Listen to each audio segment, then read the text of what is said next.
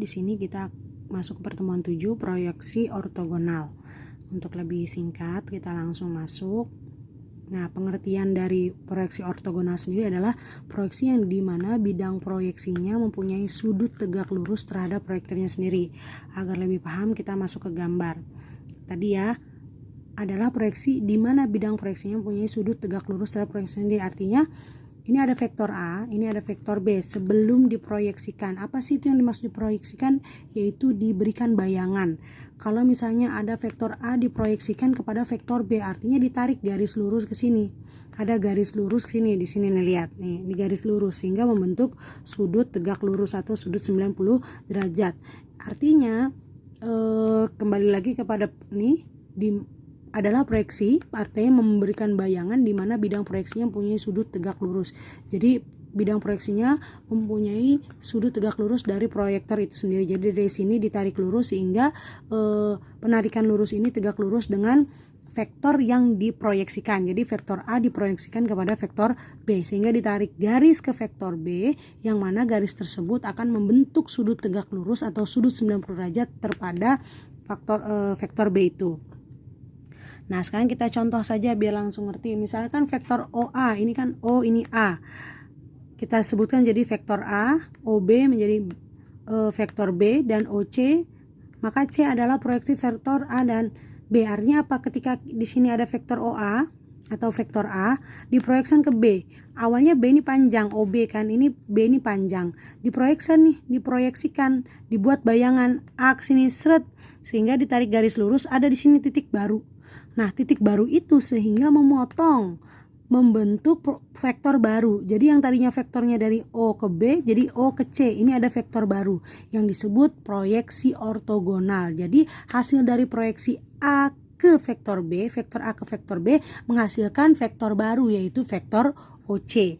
Nah, untuk mencari vektor baru kan kita tahu nama vektor itu misalnya vektor A 3,5, vektor B misalnya ya 3,7, atau pakai komponen vektor A 2i plus 3j. Nah, ketika dia sudah diproyeksikan, dia akan menghasilkan vektor C. Bagaimana menamainya? Satuan vektor C itu apa?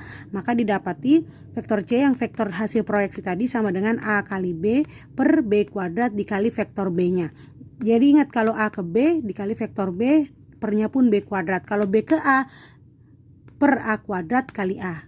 Dari B ke A, dari A ke B, jadi vektor belakang yang diambil.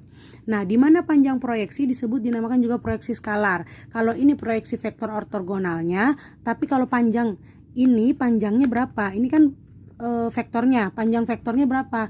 Bisa langsung dicari dengan A kali B per panjang vektor B. Ingat, karena ini A ke B, jadi A kali B per vektor B, karena A ke B. Tapi kalau misalnya ke B ke A, berarti B kali A per vektor A.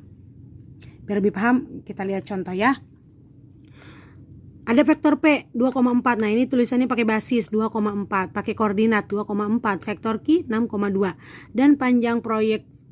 Nah, tentukan proyeksi vektornya. Jadi proyeksi ortogonalnya sama proyeksi skalarnya. Kalau vektornya berarti nanti menemukan, kalau ortogonal berarti menemukan vektor, kalau ini menemukan panjang vektor. Kita lihat. Tadi rumusnya apa untuk proyeksi ortogonalnya? P kali Q per Q kuadrat dikali Q. Artinya apa? Ini kan P ke Q. Jadi P kali Q per Q kuadrat. Jadi Q-nya yang diambil. Kalau Q ke P berarti P kali Q per P per panjang P vektor P kuadrat kali P. Tapi karena P ke Q, jadi yang belakang yang di bawah. Jadi per Q-nya itu dapat karena dari P ke Q ya. Nah, sekarang kita lihat ini kan P 24, Q 62. Kita lihat di sini.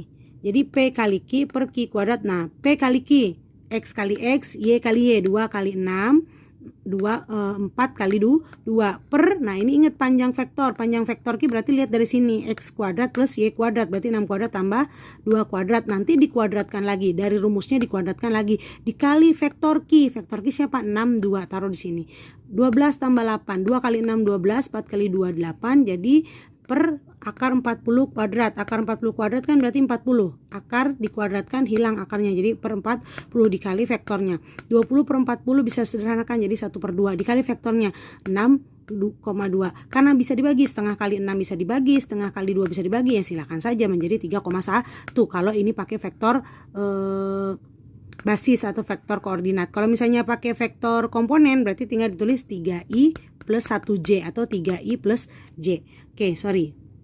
Ya, 3i plus j. Kalau pakai vektornya koordinat 3,1.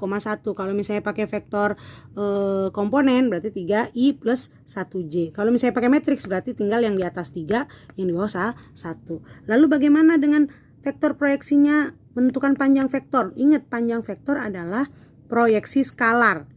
Ya, tadi punya rumus sendiri, tapi ketika kita sudah dapat vektornya 3,1 ya kita tinggal masukin saja rumus panjang vektor. Rumus panjang vektor apa? Tinggal akar x kuadrat plus y kuadrat. X-nya 3, y-nya 1, berarti 3 kuadrat tambah 1 kuadrat. 3 kuadrat 9, 1 kuadrat 1, berarti 9 tambah 1, 10.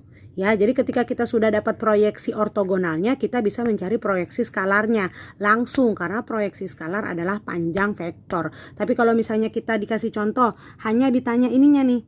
Nah, panjang proyeksi ingat, panjang proyeksi adalah proyeksi skalar. Kalau ditanya hanya itu, maka masukin rumusnya A kali B per panjang B. Ingat, karena A ke B per panjang B. A kali B, A, X kali X, Y kali Y. Berarti 8 kali 4, 4 kali min 3 per panjang B. Nah, lagi pada contohnya, kalau misalnya panjang proyeksi A ke B, berarti A kali B per B. Tapi kalau misalnya panjang proyeksi B ke A kali B, B kali A sama A kali B sama saja per A. Kalau A ke B, B-nya yang ditaruh di bawah. Kalau B ke A berarti A-nya taruh bawah. Ya, A ke B, ini mutlak ya. Sebenarnya tidak pakai garis 2 juga boleh. A ke B, 8 kali 4 plus 4 kali min 3. X kali X, Y kali Y. Nah, 8 kali 4, 32. 4 kali min 3, 12. 32 kurang 12, 20. Akar panjang vektor B, ingat panjang vektor rumusnya akar x kuadrat plus y kuadrat. X-nya 4, y-nya min 3, berarti 4 kuadrat plus min 3 kuadrat. Ini mutlak, ini panjang, ini mutlak. Mutlak 20, jadi kalau mau negatif positif tetap nanti hasilnya positif.